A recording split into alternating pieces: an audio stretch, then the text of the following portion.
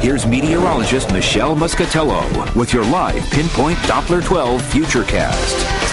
All right, Michelle, I went out to get some lunch about an hour ago, and it was one of those days where I wish that I had brought my lunch with me to work today, because, man, that wind hit your face. Yeah, all of a sudden a hot cup of soup sounds like the item to get on the menu, right? Well, we have a very chilly air. In fact, this is some of the coldest temperatures we've seen this winter, especially when you combine the winds. Let's go ahead and take a look at where we started the morning. 14 Smithfield, 15 Providence, and even Newport made it down to 15. Block Island was all the way down to 18 degrees. Temperatures right now have only recovered into the low 20s, and the wind chill at times still in single digit. It feels like 3 below in Worcester, 7 above in Smithfield. Providence still in the single digits. Newport and Westerly both feeling like 10 above. Now, live Pinpoint Doppler 12 radar. I did want to show you a few flurries that are moving up through parts of central Mass and now just trying to stretch into northern Rhode Island, the Attleboroughs as well as we head into the next couple of hours. They're basically traveling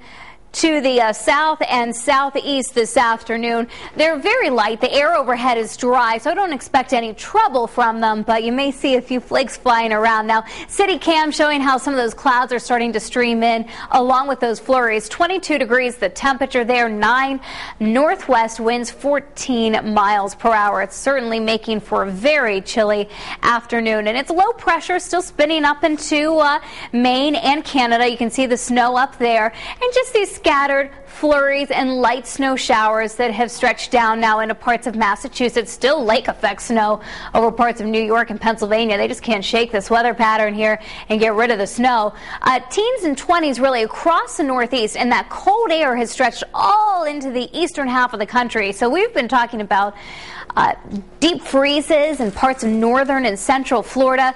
The jet stream dipping or troughing all the way down into Florida, allowing that bitter cold to come down from Canada. This is the kind of weather pattern that can spawn storms off the coastline. We've got a weak one that'll travel south of us tomorrow and into early Friday, and then another one that we'll have to closely watch that'll come off the Carolina coastline in the weekend. The track from there is going to determine what, if any, impact we see from that storm, and there's still a lot of different scenarios, including some that bring us possibly some accumulating snow, although most of the models still have that storm well out to sea. Afternoon bus stop today, we're not talking about any sort of accumulating snow, just a flurry. Chilly and brisk, 22 to 26 degrees for high temperature. So the south coast at about 26 westerly, 25 west Greenwich, even colder than what we had yesterday. Biting winds and a few flurries in Woonsocket, 23. Chepachet only climbing another degree or two. Greenville at about 23 degrees. And I've got us in the mid-20s in Seekonk and Swansea. Breezy with a flurry possible. New Bedford at about 26 and Plymouth in the mid-20s. So another very cold night, partly cloudy skies, about 11 to 18 for your temperatures, and wind chills still only 5 to 15 degrees.